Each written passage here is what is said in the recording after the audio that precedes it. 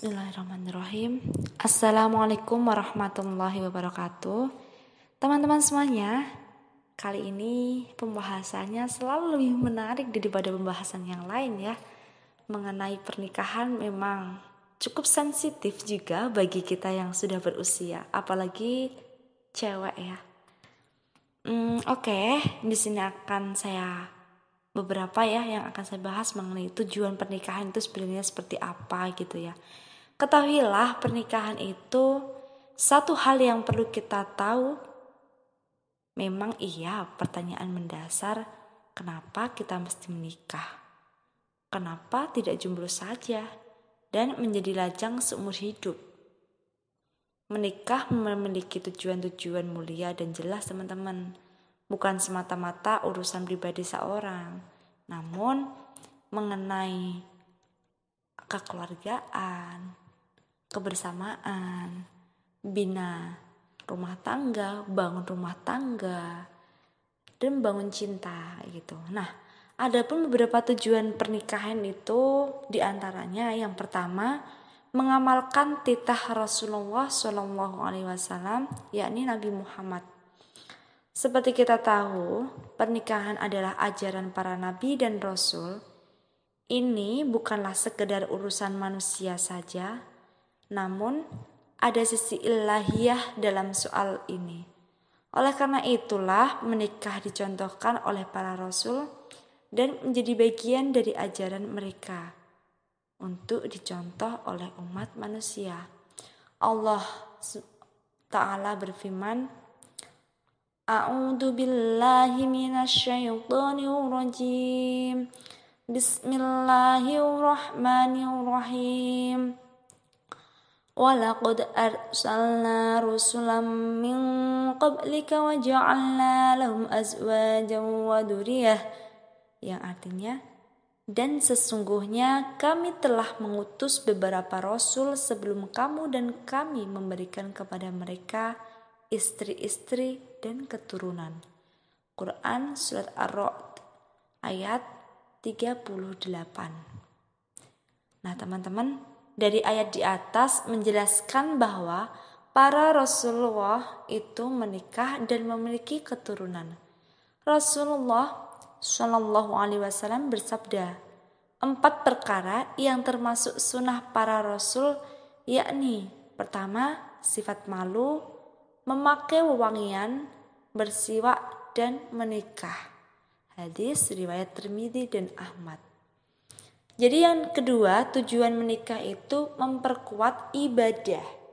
Dengan menikah, maka sisi agama kita terpenuhi secara utuh.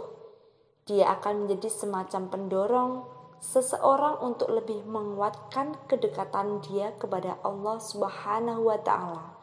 Bukan semata soal bagaimana dia beristri atau bersuami, tetapi soal bagaimana dia bisa menjadikan pernikahan dia itu mendekatkan diri kepada Allah Ta'ala. Jadi ketika sudah menikah, bagaimana cara kita ibadah kita lebih ditingkatkan, entah itu secara sedekah atau amalan-amalan yang lain. Nabi Shallallahu Alaihi Wasallam bersabda, apabila seorang hamba menikah, maka telah sempurna separuh agamanya, maka takutlah kepada Allah Subhanahu wa Ta'ala untuk separuh sisanya. Hadis riwayat Baihaqi dalam Syu'abul Iman. Tujuan pernikahan yang ketiga yakni menjaga kesucian dan kebaikan diri. Begitu banyaknya godaan yang ada dan semuanya mengarah pada soal syahwat. Jika seorang mukmin tidak menjaga diri, maka dia bisa terjerumus dalam perzinaan. Media massa sangat vulgar menyajikan hiburan yang tidak mendidik. Banyak sekali ya teman-teman. Walaupun kita niatnya bukan untuk mencari media massa yang vulgar, tapi terkadang iklan-iklan itu yang lebih vulgar. Anak kecil pun bisa mengklik kayak gitu tuh. Persoalan bukan persoalan yang mudah, bahkan yang enteng ya. Seharusnya itu juga untuk orang tua lebih mengontrol kayak gitu ya. Bahayanya di situ. Pemirsa dipaksa untuk melihat apa yang seharusnya tidak dilihat. Nah seperti ini nih, meskipun iklan itu kan secara tidak langsung si iklan itu memaksa diri kita gitu ya, walaupun kita nggak ada niatan. Iya sih, pandangan pertama itu tidak dosa, tapi ya sebisa mungkin kita menghindari, karena ketika mendekati zina saja kita nggak boleh gitu ya teman-teman, sehingga semuanya tergiring pada sebuah pola pembusukan moral. Maka pernikahan menjadi benteng adanya pembusukan moral ini. Mukmin bisa menyalurkan syahwatnya dengan halal dan terhormat. Lebih-lebih itu adalah pahala, karena itu adalah ibadah ketika kita menjalankan kepada suami atau istri kita. Rasulullah Shallallahu Alaihi Wasallam bersabda, "Wahai para pemuda, barang siapa di antara kalian berkemampuan untuk nikah, maka nikahlah, karena nikah itu lebih menundukkan pandangan dan lebih membentengi farji atau kemaluan. Dan barang siapa yang tidak mampu, maka hendaklah ia puasa atau shaum, karena shaum itu dapat membentengi dirinya." Hadis sahih riwayat Imam Ahmad, Bukhari, Muslim, Tirmidzi, Nasai, Darimi, dan Baihaqi. Rasulullah Shallallahu Alaihi Wasallam bersabda, "Barang siapa yang dijaga oleh Allah dari dua keburukan, maka ia akan masuk surga.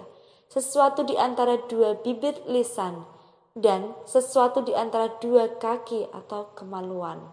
Hadis riwayat Tirmidzi dan Al-Hakim Albani mensyahihkannya dalam As-Sahihah. Tujuan pernikahan yang keempat, yakni teman-teman mendapatkan ketenangan jiwa. Nih, spesial banget ya ketika menikah mendapatkan ketenangan jiwa. Betapa banyaknya manusia stres karena tidak menikah. Entah apa itu problemnya, mungkin ekonomi, kebahagiaan hati, pikiran, ketenteraman gitu ya. Dia yang harusnya memiliki pasangan terpaksa harus hidup sendirian dan kesepian tanpa orang tersayang. Maka pernikahan menjadi solusi dari persoalan itu. Karena apa? Kalau ada pasangan kita bisa curhat, ngobrol, saling memberikan masukan, memberikan solusi, sharing gitu ya. Dan di antara tanda-tanda kekuasaannya ialah dia menciptakan untukmu istri-istri dari jenismu sendiri, supaya kamu cenderung dan tentram kepadanya, dan dijadikannya di antaramu rasa kasih sayang. An-Nur ayat 21. Tujuan menikah yang kelima yakni mendapatkan keturunan. Penting juga ya teman-teman. Pernikahan juga menjadi jalan bagi umat manusia untuk mendapatkan keturunan terbaik. Mereka bisa menikah atau bisa memiliki buah hati nan lucu dan menggemaskan yang solih dan solihah. Jadi tujuan menikah juga untuk mendapatkan keturunan, baik itu keturunan yang solih dan solihah. Itu semua juga bagaimana cara kita mendidik, ya kan, memberikan pelajaran, bagaimana cara kita mengajar, mengayomi si anak ini. Allah Subhanahu wa taala berfirman, "Dan Allah menjadikan bagimu pasangan atau suami istri dari jenis kamu sendiri dan menjadikan anak dan cucu bagimu dari pasanganmu, serta memberimu rezeki dari yang baik." Quran surat An-Nahl ayat 72. Nah, tujuan menikah yang keenam ialah investasi akhirat. Wow, investasi bukan hanya di dunia saja teman-teman. Nah, investasi yang paling indah adalah investasi akhirat. Teman-teman, segala apa yang kita usahakan di dunia semata-mata untuk mendapatkan ridha Allah dan investasi pahala. Teman-teman pernah lihat enggak? Pernah dengar ya? Dari kata-kata wong Jawa itu, orang Jawa maksudnya ya. Wong urip ning donya iku umpamane kayata ngombe, mampir ngombe gitu. Jadi hidup di dunia itu seakan-akan ikut minum air seteguk gitu loh teman-teman. Istilahnya seperti itu, kayaknya seperti itu ya. Nah, Rasulullah SAW bersabda, di hari kiamat nanti orang-orang disuruh masuk ke dalam surga, namun mereka berkata, "Wahai Tuhan kami akan masuk setelah ayah dan ibu kami masuk lebih dahulu. Kemudian ayah dan ibu mereka datang." Maka Allah berfirman, "Kenapa mereka masih belum masuk ke dalam surga?" masuklah kamu semua ke dalam surga. Mereka menjawab, wahai Tuhan kami, bagaimana nasib ayah dan ibu kami? Kemudian Allah menjawab, masuklah kamu dan orang tuamu ke dalam surga. Hadis riwayat Imam Ahmad dalam musnadnya. Sungguh spesial ya ketika kita sudah memiliki investasi akhirat seperti itu. Anak yang soleh-solehah, sampai mereka tidak merelakan diri mereka masuk surga sebelum orang tuanya juga ikut masuk surga. Nomor 7, tujuan menikah yaitu menyalurkan fitrah. Fitrah manusia adalah menyukai pasangan yang berjenis kelamin berbeda. Tidak mungkin jenis kelamin yang sama saling mencintai, itu namanya salah ya teman-teman.